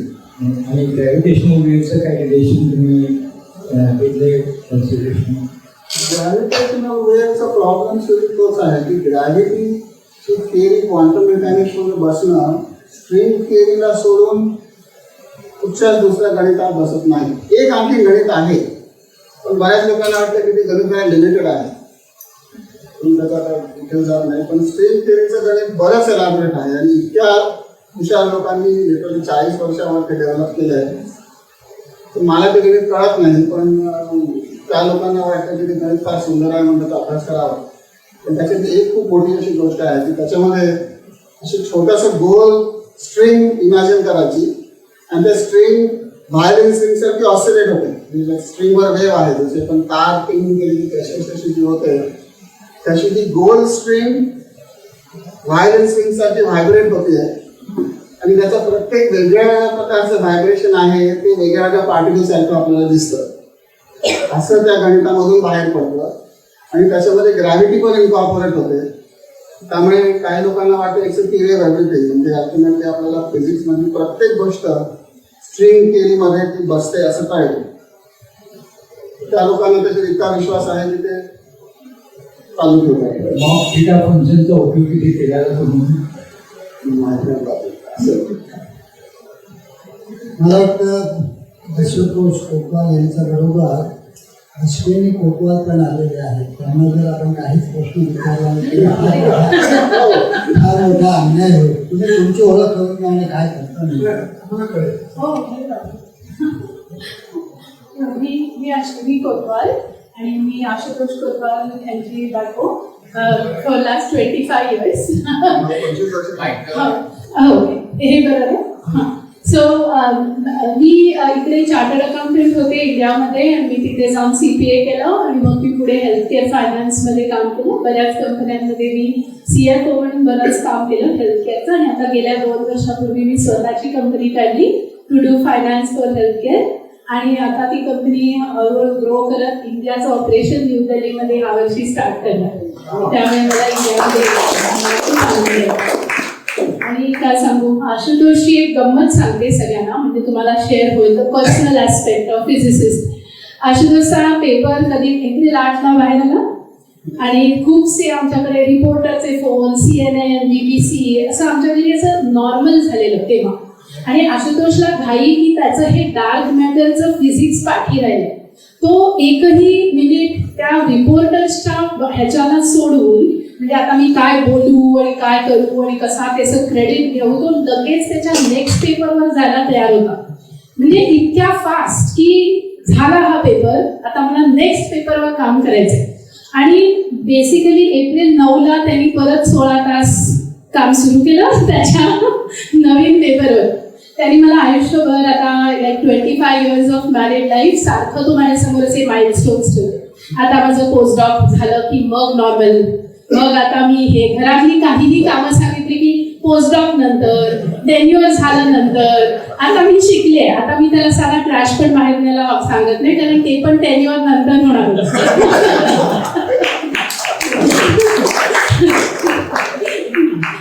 Thank you. That is the mindset of a scientist. Totally. पण आमच्या घरी आम्हाला लाईट बल्ब पण बदलता येते. This is science. You know, exactly. अलीकडेच आपण एक बातमी वाचलेली आहे गेल्या 15 दिवसामध्ये की एका सायंटिस्टचं कोर्ट मॅरेज होणार होतं. तो विसरला पाहिजे तिथे जायचं. आशुतोष, आजच्या मुलाखतीचा शेवट करताना मला एक प्रश्न विचारायचा विचारायचं माईक आहे. आणि हा सायंटिफिक प्रश्न नाही आहे. It's about the intention of किंवा बिहेवियर म्हणजे सायन्स शोधू त्याच्यात. मला कळत नव्हतं. पण त्यांनी he went as an undergrad at the age of 16, 17 years, and he has been there for about 40 years. प्रश्न असा आहे की त्याला वॉटन आणि इकॉनॉमिक्स केलं, मॅनेजमेंट केलं. Now normal tendency of everybody is to go to, I try to go to some Manhattan and do some investment banking and make some money. But this whole thing, whatever you have been searching for good 35-40 years, what made you to go towards that than sort of going to the normal route all of us take or tend to take? हे उदाहरण देतो तुम्हाला आधीच. आता मला एक chip हवे, ही chip कोणालाच बनवता येत नाही. बऱ्याच लोकांनी प्रयत्न केले. मला ती चिप रेग्युलर कम्प्युटरच्या 100 times फास्टर हवी. एक प्रकारचं ॲडिक्शन होतं. अर्धी आयडिया जर सुचली तर ती आयडिया आता मी नाही सोडू शकत. बरं नाही वाटत. आता मला काय ह्याची डिझाईनमध्ये आता एक प्रॉब्लेम आहे, काही स्टुडंट्स टेक्स्ट करतायत की पुढे गेलं का वगैरे, अडकलंय काय की. आता उद्या सकाळी उठून मला काय करायचं हा विचार केला तर मला उठून ट्रेन घेऊन न्यूयॉर्कच्या वॉल स्ट्रीट कंपनीमध्ये जाऊन काहीतरी फायनान्शियल इन्स्ट्रुमेंट्स बनवायचे, विकायचे, काहीतरी करायचे का. ही कम्प्युटरचे का चालत नाहीये ह्याच्यामध्ये 100 times ऐवजी आता फक्त 20 times फास्टर आहे. माझं 100चं टार्गेट आहे. तर त्याच्यामध्ये ते फॅक्टर 5 जो उरलाय तो काय अडकलाय, कुठे उडकलाय. सकाळी उठून मला पहिला विचार सर्वात अट्रॅक्टिव्ह काय होईल, आणि एकदा उठून चला हे जाऊन करूया. मला त्या ट्रेनमध्ये बसून वॉल स्ट्रीटला जाऊन त्याच्यापेक्षा हे करायला आवडेल. So what makes you get up in the morning? What makes you stay till at night? Not that, but this. Choice is made, but I had no choice. Did it happen because somebody guided you towards that, or is it your, as you grew up, it happened? What was that sort of some? हे असं मनात होतं सारखंच की हे कळत नाही, हे समजून घ्यायचं. ते समजलं तर मग मला अशी आयडिया चालवता येईल, तशी आयडिया चालवता येईल. असा कुठचा तरी सायंटिफिक प्रॉब्लेम आहे तो सोडवता येईल. सारखं डोकं इकडे जायचं. कुठच्या तरी पॉईंटला मी ऍक्च्युली इराकला गेलो होतो. मला आठवतंय आई वडील तिथे होते काही 2-3 वर्ष. मग तिथे त्यांना भेटायला गेलो आणि हाच चॉईस म्हणजे वेळ आली, पीएचडीचं वेळ, डिसिजन घ्यायची वेळ आली आणि तिथे मी गेलो आणि इकडे तिकडे फिरलो, कुठे कुठे 4000 वर्षी जुन्या गोष्टी वगैरे. आणि शेवटी परत येताना आम्ही एअरपोर्टला पोहोचलो आणि आता फ्लाईट घ्यायची वेळ झाली. तेव्हा पण डिस्कशन. तर सबन रिटायमा एअरपोर्ट, मी आई आणि पप्पा तिथे उभे आहे आणि आता मी 5 मिनिटात जाणार, तर मी शेवटी त्यांना विचारलं, आता परत जाऊन मला काहीतरी ठरवायला लागणार. विचारतात प्रोफेसर वगैरे की आता मध्ये काय करू. तर इतकं ते बोलणं जे वर्षानुवर्ष चालायचं, तर वडील म्हणाले मला माहिती आहे की तुझं डोकं कसं चालणार, तुझं डोकं जे काय चालतं ते मॅक्सिमम जिथे चालेल तिथे तू जायला पाहिजेस, आणि मला माहिती आहे की तुझं डोकं मॅक्सिमम इथे चालणार. सो ते इराकवरून परत येताना जी फ्लाईट घेतली त्याचे 5 मिनिटं आधी डिसिजन ठरला की परत येऊन मी प्रोफेसरला सांगितलं मला ह्या गोष्टीसाठी साइन करा. So that was that moment मला अजून आठवतं. ते झाले त्याला. One more thing, I saw some photos. You been sort of awarded something as a school child by Dr. Setna, Ramanna, and so did that somewhere make you feel that I should be doing something of sort, or that did not affect you that much? So it was not that. It is more. उलट आहे. त्या गोष्टींचा विचार चालायचा म्हणून त्या विषयात mark द्यायचे, म्हणून ते अवॉर्ड मिळालं आणि म्हणून त्या इंटरॅक्शन झाल्या स्टेजवर. ती आता रामन म्हणजे रामन्नाची भेट झाली वगैरे is the effect.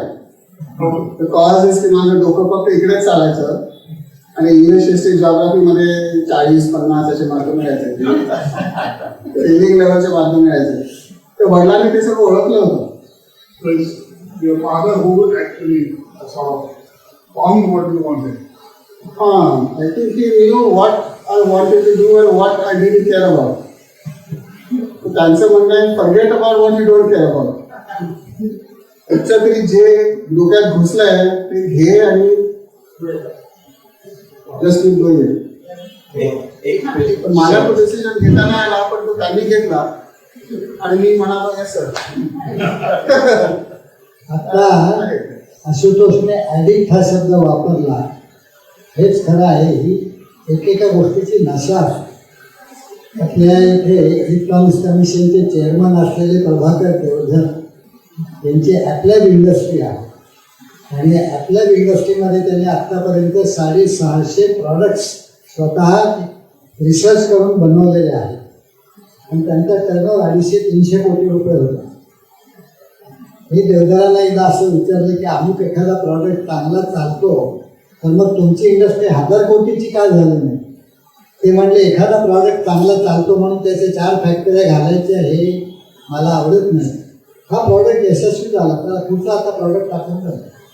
Naveen product बनवण्याची जी नशा आहे, ते ॲडिक्शन आहे, ते आपण हे केलं पाहिजे, हे सुटत नाही आहे हे केलं पाहिजे, त्याची कामाची नशा असते. डॉक्टर जोशी, मी इंजिनियर आहे आणि तुमचं भाषण ऐकता ऐकता म्हणजे काही इंजिनिअरिंगचा प्रश्न सुटल्यासारखं वाटतं.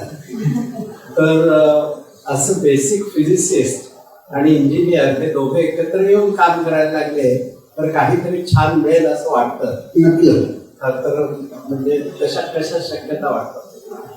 बऱ्याच प्रमाणात जे काय छान शेवटी घडतं म्हणजे आमच्या एक्सपेरिमेंटल सायन्समध्ये ते त्याच्यामुळेच घडतं की माझ्यासाठी सायंटिस्ट प्रयोग करण्यासाठी आपल्याला काय टेक्नॉलॉजीची गरज आहे ते काहीतरी असं बसून ड्रीम करतात की असं असं जर होऊ शकलं तर आपल्याला हा प्रयोग करता येईल. मग इंजिनियर बरोबर बसायचं आणि ते सांगतात की असं असं आत्ता शक्य आहे, आता हे शक्य आहे आणि उद्या आपल्याला ते शक्य करायचं, इथून इथे कसं जाणार. तर ते सायंटिस्ट इकडून आणि इंजिनियर्स तिकडून एकत्र येऊन यंत्र तयार होतात.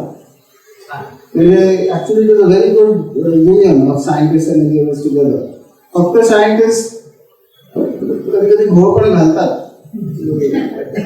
इंजिनिअरिंगचा तो स्टडी बेस लागतो तो कधी कधी गडबड झालेली आहे. दिसते मला ते डोळ्यांनी. हो, गडबड कधी कधी होते. थँक्यू. मला वाटतं आपण आता ही मुलाखत थांबूया आणि डॉक्टर आशुतोष कोतवाल यांना शुभेच्छा देऊया अशासाठी की परत तुम्ही ज्यावेळेला याल त्यावेळेला तुम्हाला नोबेल पारितोषिक मिळालेलं असेल आणि त्या मुलाखतीच्या वेळेला इथे बसायला जागा धन्यवाद. थँक्यू. अजून मोठे सभा नक्की आयोजित करू. नमस्कार.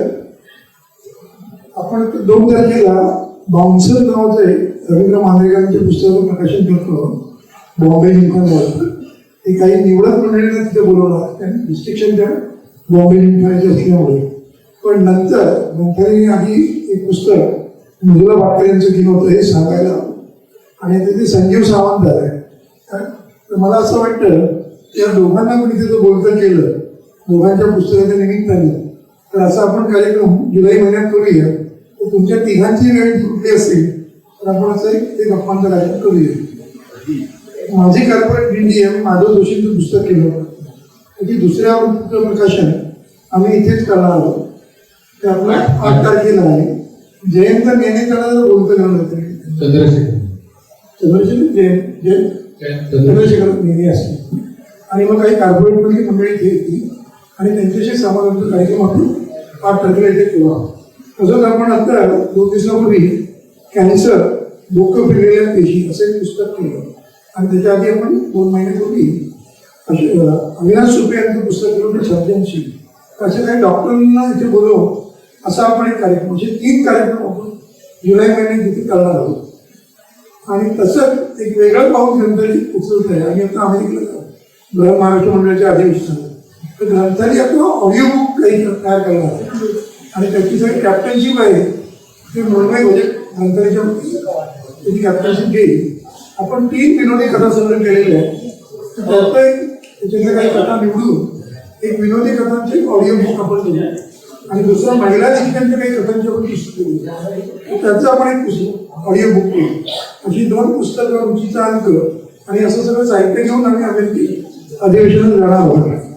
ग्रंथालय काय काय करते तुम्हाला कळावं म्हणून मी आलो होतो. आता मी पुढची सूत्र विसरली महेश खरे यांच्याकडे होती. खूपच रंगतदायक आहे.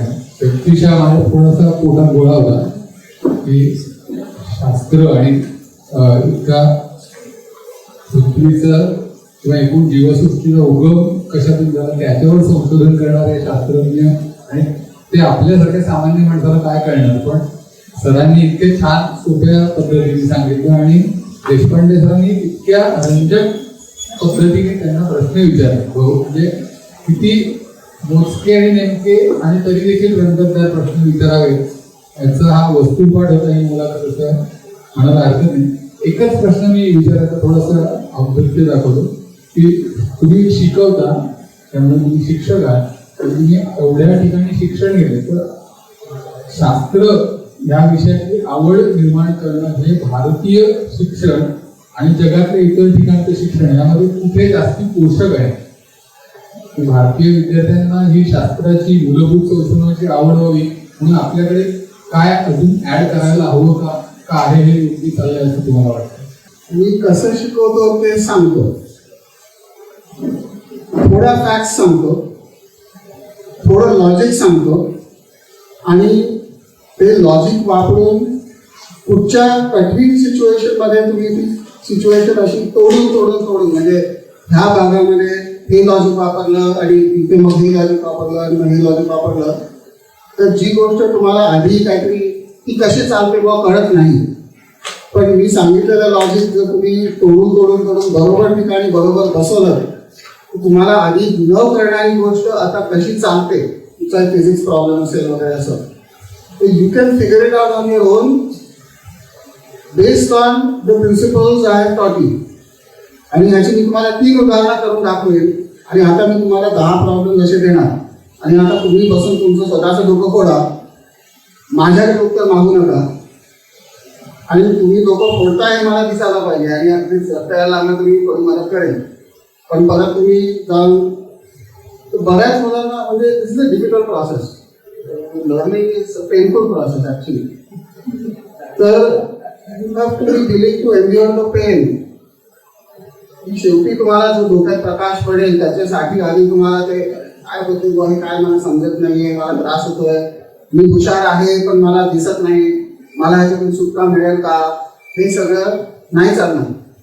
तुम्ही माझ्यासमोर बसणार आणि 3 तास बसणार आणि शेवटी तुम्हाला शोधावं लागेल. हा पेनफुल प्रोसेस मधून मी त्यांना खेचतो. आणि उत्तरं देणार नाही. आणि दुसरं म्हणजे मग काही मुलं येतात आणि म्हणतात हा तुम्ही ते 3 प्रॉब्लेम तुम्हाला समजून सांगितले, तसा प्रॉब्लेम परीक्षेत आलाच नाही किंवा मोबाईलमध्ये तिसरंच काहीतरी होतं. तर मी म्हणालो पण मी मला सांगितलं होतं की असंच होणार आहे.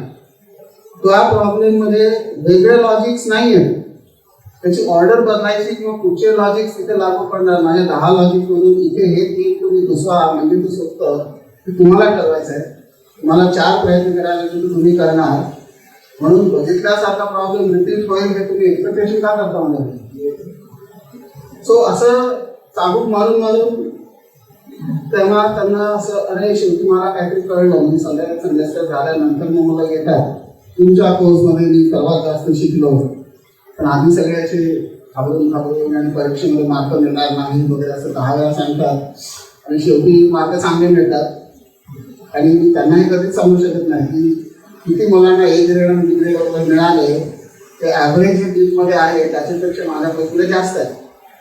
आम्ही कधीच सांगत नाही, कारण त्यांना उभायचं कसं वाटणार नेहमी सोपं आहे, चाबून मारून त्यांना. तर ही जी काही माझी पद्धत आहे ती तुम्हाला स्वतः समजून घेण्याची शक्ती दाखवा तुम्ही. आणि जर कोणी त्याच्यातून बाहेर पडतात they are not train for that is not your many people disagree. पण अमेरिकेमध्ये त्याची अशी पद्धत आहे की जेव्हा प्राध्यापकला तुम्ही बोर्ड शिकवायला सांगतात त्याच्यानंतर मग त्याच्यामध्ये इंटरफिरन्स नाही करता येत. Then whatever that person does you cannot criticise, you cannot second guess मी नंतर मार्कर किंवा अरे नाही तुमचं फार स्ट्रिक्ट झालं वगैरे वगैरे दुसरे लोक येऊन नॉट अलाउड. त्या अकॅडमिक पिरियडमध्ये अपॉइंटमेंट करायच्या वेळी तुम्ही हवं तेवढं स्ट्रिक्ट प्रोसेस करा. एकदा अपॉइंटमेंट झाली तर मग त्यांची जी काय टीचिंग फिलॉसॉफी आहे ती त्यांना करायची खूप परवानगी असते. मी काय बोलतो माझी फिलॉसॉफी आहे वगैरे म्हणतोस, पण हा खूपच पॉप्युलर प्रोफेसर आहे का जनरली ड्यूकमध्ये. चाबूक वगैरे असं काही नसतं, लोक तासन तास बसलेली असतात. आणि स्पेशली स्टुडंट तरी कोविडच्या टाइमला तर ऑनलाईन हा जवळजवळ एकेका स्टुडंट बरोबर 3 आणि 4 तास घालवत असायचा. तर तो तेव्हा त्यांचं डोकं फोडून लर्निंग करून घ्यायचा. पण हे तो बोलतोय तितका तो स्ट्रिक्ट असण्यापेक्षा असं खूपसं शिकव एवढं मला माहिती आहे. Is very popular. त्याच्या बोलण्यावर कळलं आम्हाला त्यांनी काही कळत नाही, त्यांना पण आम्हाला काही थोडंसं कळलं. एका शास्त्रज्ञाचं संशोधकाचं जीनियस शिक्षक हे बुक आपल्याला यातून थोडासा एक पैलूचा उलगडा झाला. म्हटलं तसं ही मुलाखत खूप चालू शकेल, पण आपण देशपांडे सरांनी जे भाकीत केले त्या मोठ्या इव्हेंटसाठी आपण काही गोष्टी राखून ठेवूया. खूप संस्मरणीय संध्याकाळ होती. अनेक छोट्या छोट्या अडचणी, AC बंद पडला, पाऊस पडतोय, पण तरी देखील एक छान कॉम्पॅक्ट आणि खूप सुंदर अनुभव आमच्यासाठी होता. तुम्हालाही तो तसाच वाटला असेल अशी आशा आहे. तर हा अनुभव तुमच्या मनात राहावा म्हणून एक छोटीशी भेट आमच्याकडून आम्ही तुम्हाला देणार आहोत. सर्वात आधी बेटर हाफ सौ कोतवाल यांचा एक छोटंसं पुस्तक भेट देऊन सर्वांच्या वतीने मी मेधा अलकरी यांना विनंती करतो त्यांनी ग्रंथालयाने आपल्या सर्वांच्या वतीने एक छोटीशी पुस्तक भेट सौ कोतवाल यांना द्यावी. काही तसं एक्सपेक्टेशन नव्हतं, पण थँक्यू.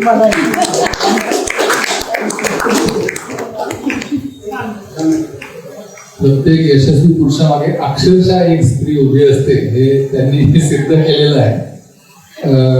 चाबूक मारे खरं काय ते माहीत नसतं.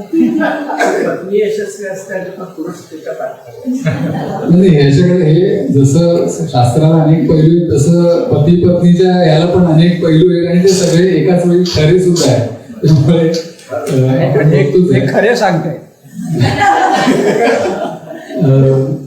आजची ही खूप संस्मरणीय, रंजक आणि तरी देखील खूप आपल्याला नवीन माहिती देणारी मुलाखत घेणारे अपान देशपांडे यांना याचा सन्मान स्मृतिचिन्ह आपण स्मृती या कार्यक्रमामध्ये ठेवण्यासाठी त्यांचा सत्कार आणि त्यांचं आपण हे करण्यासाठी राजीव श्रीखंडेंना मी विनंती करतो की त्यांनी एक पुस्तक भेट आणि एक भेटवस्तू आपल्या सर्वांच्या वतीने अपान देशपांडे सरांना द्यावी.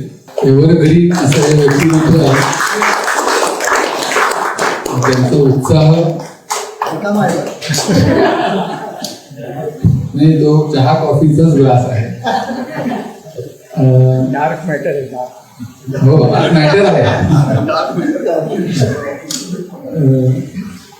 त्यानंतर डॉक्टर कोतवाल यांचा सत्कार करण्यासाठी डॉक्टर सतीश नाईक यांना मी विनंती करतो की त्यांनी ग्रंथालय परिवार आणि उपस्थितांच्या वतीने पुस्तक भेट आणि वस्तू भेट.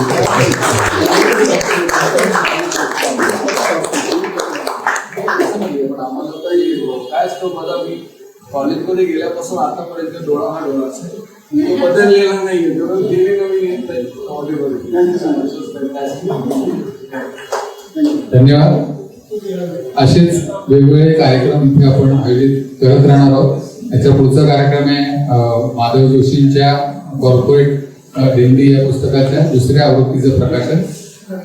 हे निमंत्रितांसाठी आहेत. आपण वेळोवेळी त्याचे आमंत्रण मोजक्या व्यक्तींना पाठवत असतो, कारण आपण बघतोय जागा याची आपल्याला मर्यादा आहे. तर असंच तुमचं सगळ्यांचं प्रेम राहील आणि ही जागा एक सांस्कृतिक चलनवलन किंवा हे सांस्कृतिक केंद्र व्हावं. वेगवेगळ्या चांगले लोक इथे यावेत, इथे वेगवेगळ्या लोकांनी इथे कार्यक्रम करावे अशी आपली इच्छा आहे. आणि त्यासाठी आपल्याला हे शासनाने दिलेली जागा आहे आणि आपण त्याचा पुरेपूर वापर करतोय. जसं मराठी विज्ञान परिषदेच्या सहकार्याने आपण हा केला, तसा वेगवेगळ्या व्यक्ती आणि संस्थांच्या सहकार्याने आपण इथे वेगवेगळे कार्यक्रम करणार आहोत. त्या दृष्टीने सुद्धा सर्वांनी डोक्यात ठेवून आम्हाला जरूर गोष्टी सुचवाव्या. आपण छोटासा अल्पोपहार सगळ्यांना देतोय, त्याचा आस्वाद घेऊन मग आजचा हा कार्यक्रम संपला आहे असं मी घोषित करतो.